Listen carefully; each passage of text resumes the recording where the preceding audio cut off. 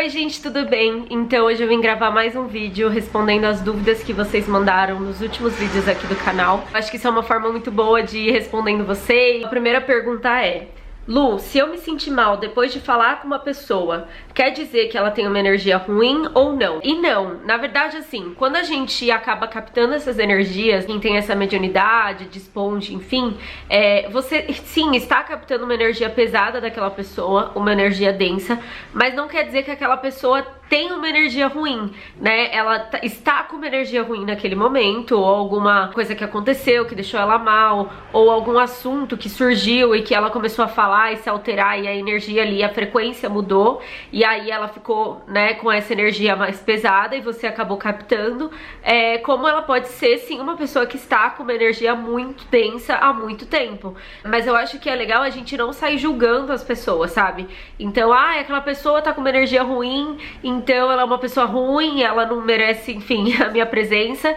E na verdade, às vezes a pessoa só tá num dia ruim, não tá se sentindo bem, e você acabou captando porque você tem essa facilidade, entendeu? Mas não quer dizer que a pessoa é ruim ou que ela, enfim, tá perdida na vida. Às vezes é só um momento mesmo. Mas se você tiver alguma liberdade com a pessoa, se você tiver essa abertura, é legal conversar com ela, né, entender o que foi. Às vezes é um amigo seu ou uma pessoa que você já tem mais intimidade, e é legal destrinchar um pouco. Já que você acabou sentindo aquilo, tenta entender o que tá acontecendo com aquela pessoa e mudar, né, a frequência. É aquilo que eu falei no vídeo sobre médiums esponja, né? Como que a gente pode mudar a situação, né? Mudar essa frequência que tá acontecendo ali, tentar mudar de assunto, tentar trazer assuntos mais felizes, tentar pensar em coisas melhores, mais felizes, coisas que não sejam tão densas ali, pra tentar mudar um pouco aquela frequência. Mas nem sempre a gente vai conseguir mudar o tema, vai conseguir mudar aquela energia. Às vezes é uma coisa muito densa mesmo. Então, às vezes pode ser o caso de você conversar com a pessoa, tentar entender o que tá acontecendo, enfim, né, trazer o que você pode. E se você estiver se sentindo esgotado e mal, sai, sabe? Vai pra sua casa, vai realmente se reconectar, se sentir melhor, e depois você volta, entendeu? Porque também às vezes a gente quer muito ser terapeuta, né, o médium terapeuta, e a gente acaba se prejudicando. Então às vezes é melhor ficar mais na nossa e recompor essas energias. A segunda pergunta o que significa sentir tristeza depois da meditação e vontade de chorar? É normal, sim, eu já chorei em várias meditações.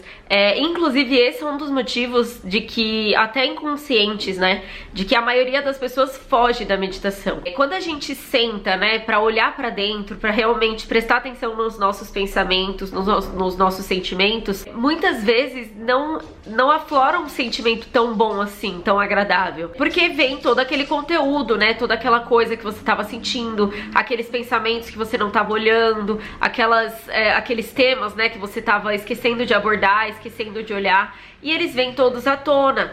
E aí você tem que lidar com isso. E isso é muito bom. Eu tava até contando nos stories outro dia que, principalmente nessa fase que a gente tá vivendo, eu tava tendo muita taquicardia durante a noite. Eu acordava com muita ansiedade e eu percebi que eu tava uma semana já sem meditar, né? Eu tinha esquecido, enfim, né? E daí naquele dia eu falei, não, eu vou meditar antes de dormir pra dar uma acalmada e voltar ao meu hábito de meditar sempre. E aí eu comecei a meditar, e no que eu comecei a meditar, começaram a vir vários pensamentos aleatórios, várias coisas assim que eu não tava nem me dando conta, que eram coisas que estavam me preocupando, coisas que estavam me incomodando, pensamentos, às vezes muitas neuras que estavam ali, né, pairando na minha cabeça. E aí, quando começou a vir tudo isso à tona, eu comecei a chorar muito, muito, muito, e eu só chorava, chorava, chorava, chorava. E quando eu terminei de chorar, eu fiquei tipo uma hora chorando, eu me senti muito bem. E aí naquela noite mesmo, eu já não tive mais o ataque do coração ficar muito acelerado, não fiquei mais me sentindo tão ansiosa. Então a meditação, ela realmente é como se ela trouxesse todos esses sentimentos, pensamentos pra superfície, pra gente olhar pra eles e deixar eles serem, sabe? Deixar eles acontecerem. Então, se você às vezes estava com o choro preso, se você alguma coisa te magoou e você nem quis olhar pra isso, já continuou vivendo, né, naquela correria do dia a dia, quando você medita é a hora que você vai olhar pra isso e dar a chance desse sentimento, dessa emoção se expressar através de você, né? Sair, né? Ela precisa sair de alguma forma. E o X da questão é que as pessoas que não meditam, que não fazem uma terapia, que não olham pra elas, o grande perigo disso é que se você não olha pra essas emoções, né, se você vai cada vez mais sentindo coisas e aterrando, né, colocando terra em cima, colocando terra, uma hora aquilo vai se tornar uma doença física, porque ela precisa ser expurgada, né, aquelas sensações, aquelas emoções precisam sair de alguma forma, elas não vão ficar dentro de você. Então é sempre bom a gente ir meditando e chorar mesmo, sofrer naquele momento, para que a gente não deixe isso crescer tanto a ponto da gente entrar em colapso mesmo físico. A terceira pergunta é: tive paralisia do sono em uma fase de muito estresse, segui as recomendações do médico e não tive mais. Seria possível ter novamente as paralisias do sono? No seu caso, pelo menos nesse momento que aconteceu, foi uma situação física, né? Você sentiu, você teve a paralisia do sono porque você estava num momento muito estressante da sua vida. E como a gente falou lá no vídeo, né, mais completo sobre isso, eu comentei que o estresse, ele pode ser sim um fator de risco para a pessoa ter paralisia do sono, né? Porque tá muito ansiosa, enfim, e aí acaba tendo um probleminha ali no mecanismo do corpo que faz com que você paralise, né, para você não sair andando durante o sono, e aí dá um colapso ali e você acaba tendo a paralisia do sono.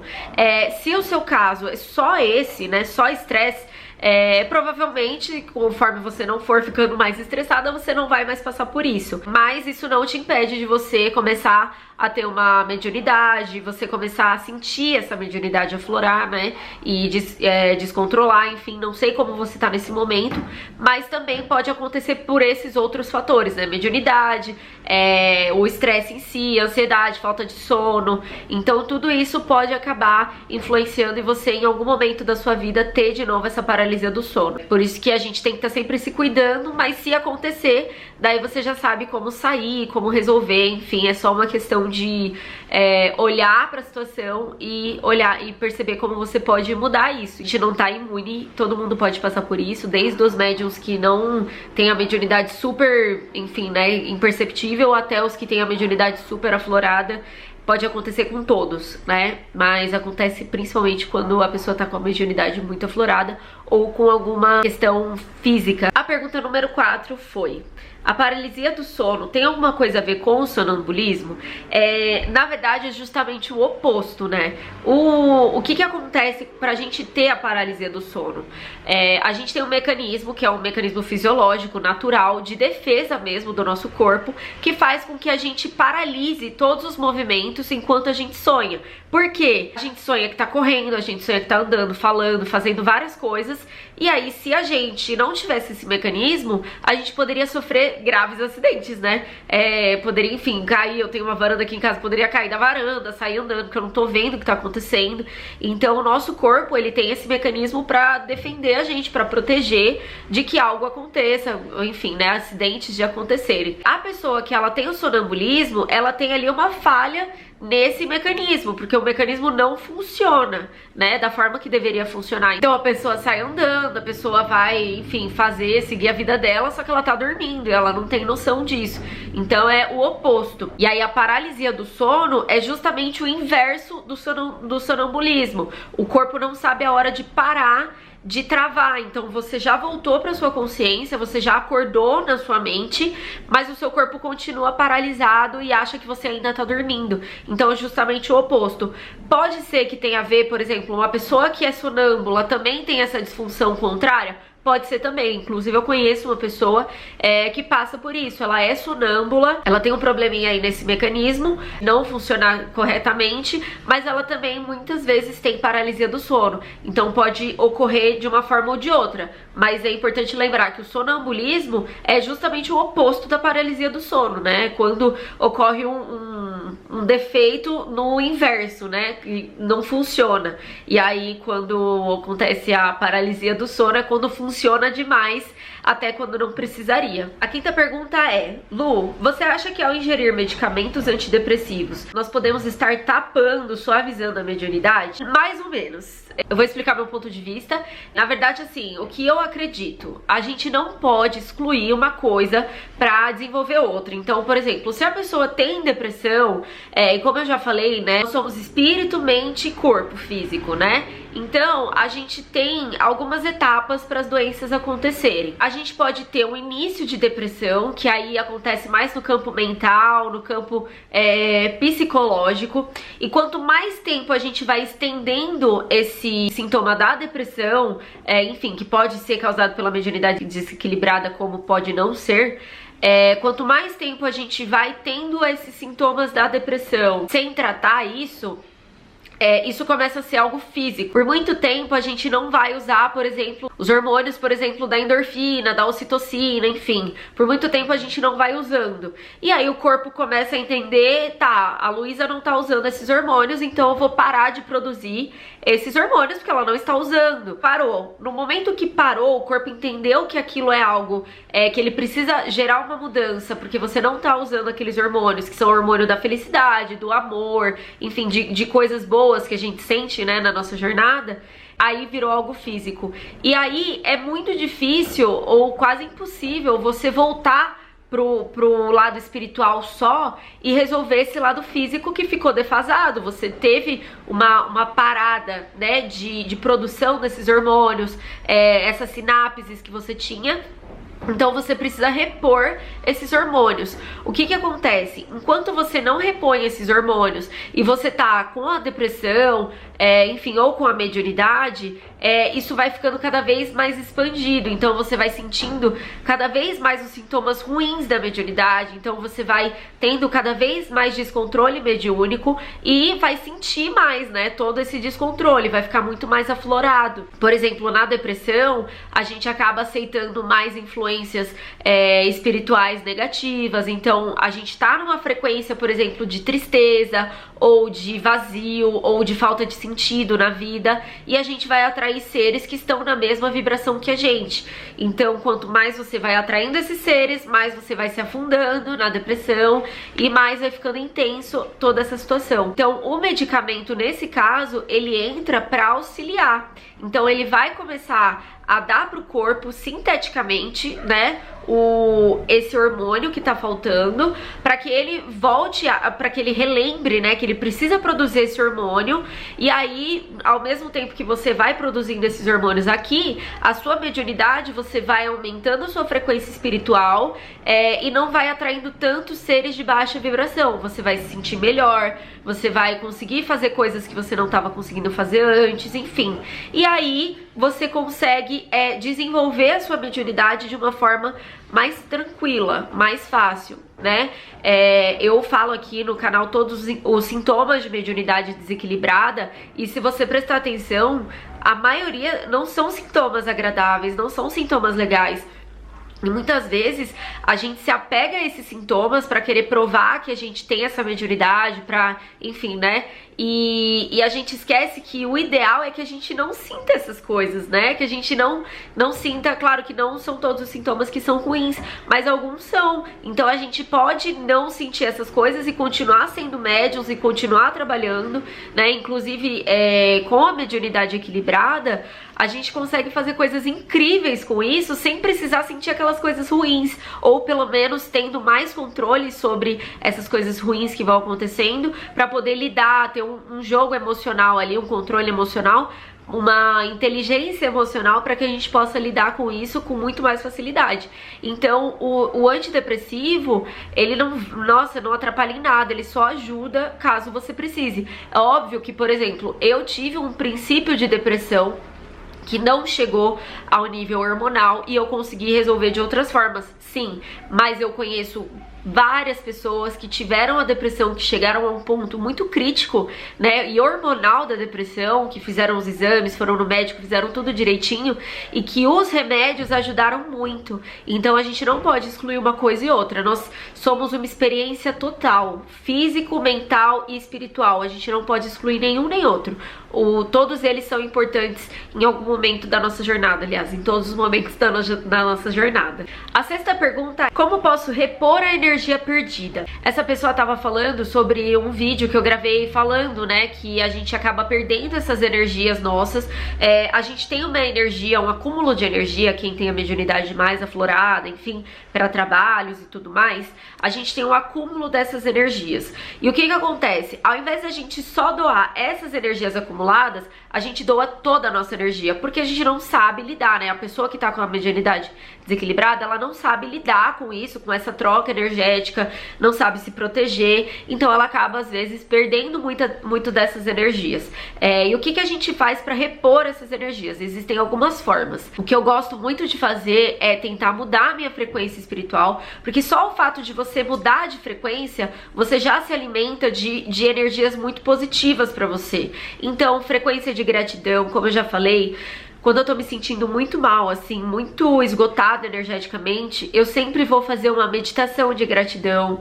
Eu começo a listar na minha cabeça várias coisas que me fazem sentir grata. Então eu penso na minha família, na casa que eu moro, coisas que me façam feliz. Eu também dei um exemplo em um outro vídeo sobre como eu lembro de momentos felizes. Eu tento lembrar realmente de momentos em que eu fui muito feliz, porque pra minha cabeça, pra nossa mente, né, não existe antes, depois, agora. Tudo é verdade pra ela. Então, por isso que a gente tem que tomar até cuidado com as coisas que a gente vai criando, ansiedades e medos, porque pra nossa mente, tudo isso é verdade. Ele não sabe que não tá acontecendo, né? Quando a gente lembra de uma coisa, por exemplo, fui assaltado, e aí você fica contando, pra sua cabeça é como se você estivesse sendo constantemente assaltado, é como se você estivesse vivendo aquela situação várias e várias vezes, e aí você cria mais e mais daquilo, né? Então, com a gratidão é a mesma coisa, né? É uma forma de usar isso pra uma polaridade positiva.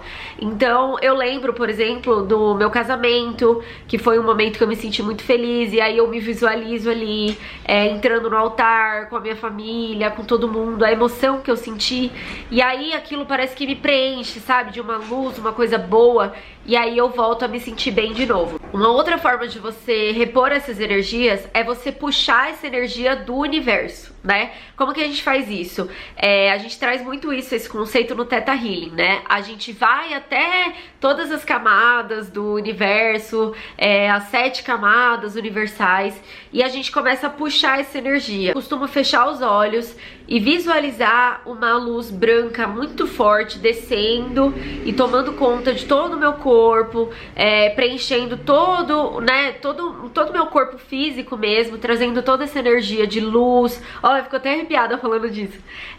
Toda essa energia de luz, de gratidão, toda essa energia que foi perdida é como se estivesse trazendo de volta pro meu corpo, e aí eu vou me sentindo preenchida disso, e é incrível como é rápido, é muito fácil. O problema é que muitas vezes a gente tá tão esgotado que a gente não se lembra de usar essas ferramentas a nosso favor. E por isso que eu tô aqui, pra lembrar você de usar, porque é fácil e a gente pode fazer isso sem ficar sentindo isso por tanto tempo, né? No começo da mediunidade, quando eu não sabia lidar com isso, eu ficava às vezes meses me sentindo mal. Hoje eu fico assim horas e às vezes minutos me sentindo mal, e aí eu já consigo restabelecer e voltar pro meu eixo, né? A gente não consegue fugir, né, das coisas ruins, elas existem e também fazem parte da nossa experiência, também são importantes, mas a gente pode encontrar formas de não se sentir mal por tanto tempo e aprender o que a gente tem que aprender com isso e voltar pro eixo. A 7ª pergunta é: clarividentes também podem ser mais vulneráveis a uma obsessão? Sim, né? Como eu falei naquele vídeo sobre obsessão espiritual, como funciona, eu falei que nós médiums, né, mais aflorados, enfim, a gente tem mais propensão a ter esse processo de obsessão espiritual. Por quê? Porque a gente tem mais acesso a essas informações. Muitas vezes a pessoa, ela tem essas informações da espiritualidade e tudo mais, mas ela não assimila com tanta facilidade. E quem tem a mediunidade mais aflorada consegue assimilar essas informações, às vezes até ouvir, né, o que o ser tá falando ali, tá querendo influenciar a gente, e acaba acreditando, acaba, enfim, levando muito mais em consideração do que uma pessoa que não teria muito acesso a essas informações. Ela também vai ser influenciada, também, enfim, vai sofrer com essas informações, mas ela não vai assimilar e não vai levar tanto a fundo essas questões. O médium mais aflorado, ele vai ter muito acesso a isso. E uma coisa que a gente não pode esquecer é que às vezes a gente acaba, na maioria das vezes, a gente é bem iludido, né, por esses espíritos obsessores, por isso que existem até obsessão com seres encarnados, né, então pessoas que a gente acha que estão ali pra ajudar e na verdade eles estão sugando a gente de todas as formas. Isso acontece muito nos relacionamentos abusivos, por exemplo, amizades abusivas, namoros abusivos, casamentos abusivos, famílias abusivas, também é uma forma de obsediar você, e você acha que a pessoa tá te ajudando e na verdade ela tá te sugando de todas as formas, te colocando pra baixo e te atrapalhando na sua jornada. Então a mesma coisa acontece com os espíritos, né? Se você é clarividente, você vê os espíritos, e aí chega o espírito pra você e começa a te falar coisas que você acha que são bonitas, começa às vezes a alimentar o seu ego de uma forma muito negativa pra você, mas que você não consegue enxergar que aquilo não é legal, que, enfim, você realmente acredita que aquela pessoa quer te fazer o bem, que aquela pessoa é legal, que aquela pessoa tá te ajudando, só que na verdade ele tá por trás, né, fazendo todo um trabalho ali pra te prejudicar. Então, por isso que a gente tem que estar muito consciente de quem nós somos, né? De todas essas armadilhas do ego, tudo isso que a gente acaba acreditando, ilusões que a gente acaba caindo, e que são só ferramentas para esses seres ou para essas pessoas usarem contra nós, né? Por isso que não adianta a gente trabalhar a espiritualidade, a mediunidade, só no campo espiritual imaginário que as pessoas têm. Não, acontece no dia a dia, acontece toda hora. E não só com os médiums, né, mais aflorados, com todo mundo.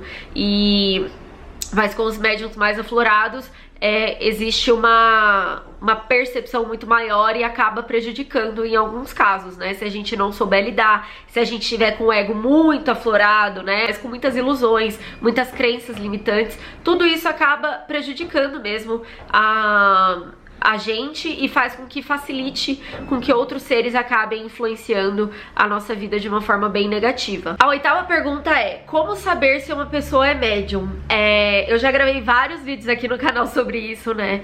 E basicamente, assim, todos nós somos médiums, sim, mas quando a gente tem a mediunidade mais aflorada, né, com esse propósito mesmo de trabalhar isso, de trazer essas informações pro mundo, de trazer realmente essa conexão de uma forma mais direta pro mundo, alguns sintomas começam a aparecer. Eu gravei um vídeo com 18 sintomas de mediunidade, trazendo realmente todas as minhas sensações, de tudo que eu fui sentindo. Então, uma forma muito legal de você saber se você tá com a mediunidade aflorada é você prestar atenção nesses sintomas.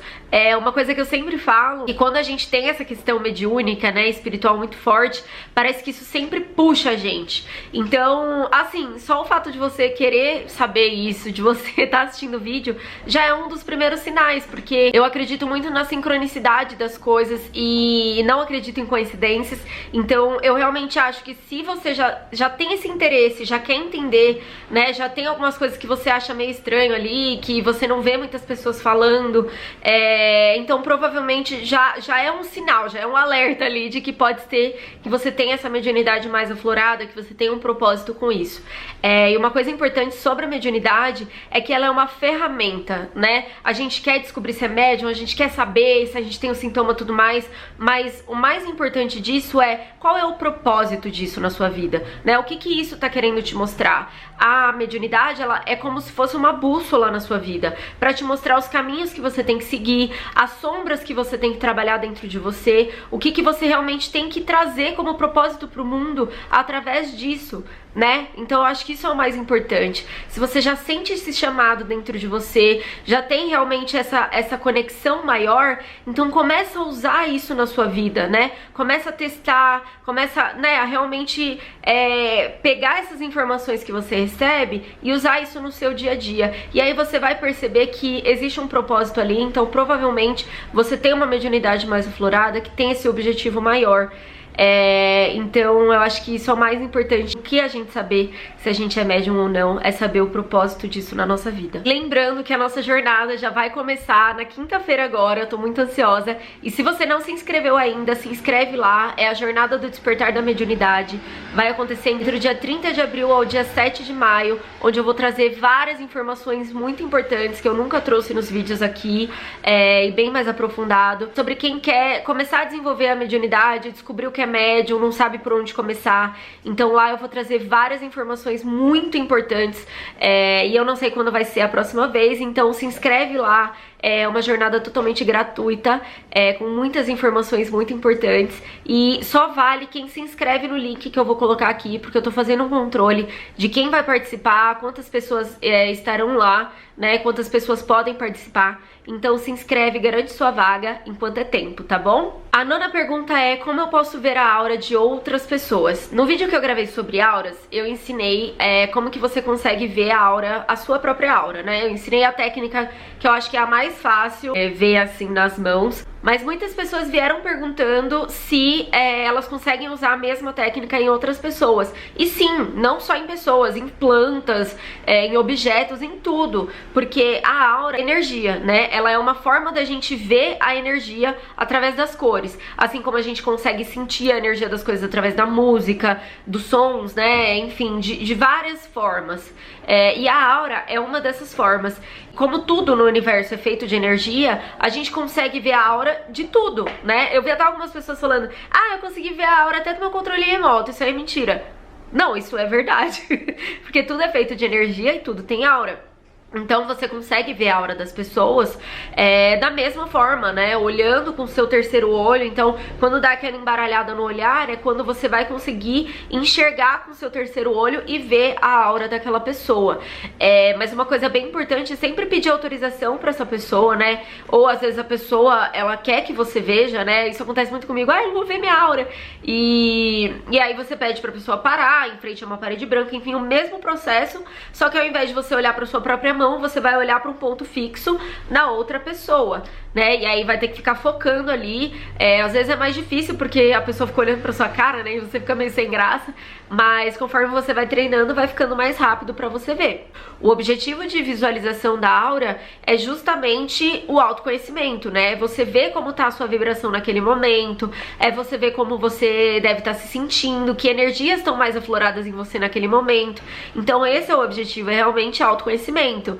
É legal também, é uma curiosidade, mas sempre tem um propósito, né? Quando você fala pra pessoa a aura dela, quando você vê a sua aura, você consegue ter mais informações sobre você mesmo. Isso é muito legal. Uma coisa importante pra citar sobre a aura, que eu vi muitas perguntas lá no vídeo também, é em relação assim: ai, Lu, eu vi que a minha aura é azul. Meu Deus, eu tenho aura azul, eu sou aura azul. Você não tem aura azul. A sua aura não é azul sempre. Você está com a sua aura azul nesse momento. A aura, ela muda diversas vezes. Eu acho que eu até comentei naquele vídeo que eu tive uma situação que eu vi minha aura azul claro num dia, e aí no dia seguinte eu fui numa loja e briguei com a moça porque eu tava achando que ela tava sendo injusta, e aí eu voltei pra casa e eu vi a minha aura azul índigo, e a azul índigo é realmente essa aura da pessoa que quer uma justiça, quer questionar, quer trazer essas informações. Então minha aura mudou através do que eu tava sentindo naquele momento, né? Então ela é um sintoma, ela não é não é estática, né? Ela é um sintoma de como você tá se sentindo naquele momento, que frequência que você tá vibrando ali. Então, enfim, é só pra gente saber que a sua aura não vai ser pra sempre rosa, vermelha, roxa, enfim. Ela está daquele tom, mas no dia seguinte ela pode mudar, dependendo da forma como você tá se sentindo. Uma outra pergunta sobre aura foi: Lu, eu sou míope e preciso tirar o óculos para que eu possa ver a aura? Vou conseguir ver sem eles? Achei interessante essa pergunta porque é realmente isso, até ligando isso, conectando a mediunidade. Tem pessoas que falam: Lu, eu sou médium clarividente, mas eu acho muito interessante que às vezes eu tô vendo o espírito, eu fecho os olhos e continuo vendo do mesmo jeito.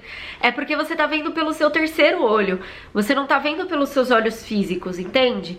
É o terceiro olho que tem essa conexão com essa parte mais espiritual, enfim, de energias, espíritos. Então é por isso que você acaba vendo dessa forma. Mas então, independente de você estar olhando com o seu óculos ou olhando sem o óculos, você vai conseguir enxergar. É o que eu falei, na hora que o olhar começar a ficar confuso, que aí você vai começar a confundir entre terceiro olho, o olho físico, enfim, é quando você vai enxergar a cor da aura.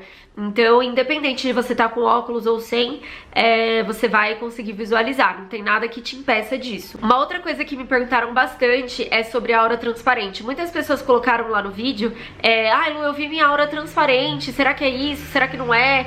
Primeiro eu vi transparente, depois eu vi de outra cor, ou só vi transparente, será que eu vi certo? E existem algumas possibilidades para isso ter acontecido. A primeira é que quando a gente vê, quando a gente tá tentando visualizar a aura, a gente vai visualizar ela primeiro, essa primeira camada que ela é meio transparente, é meio esbranquiçada, transparente, enfim, é a primeira coisa que a gente vai enxergar. E aí se a gente mantém o olhar por mais tempo, daí a gente vai visualizar a cor real da aura. Mas mesmo assim, se você manteve o olhar, continuou olhando e continuou transparente, você pode estar com a sua aura cristal.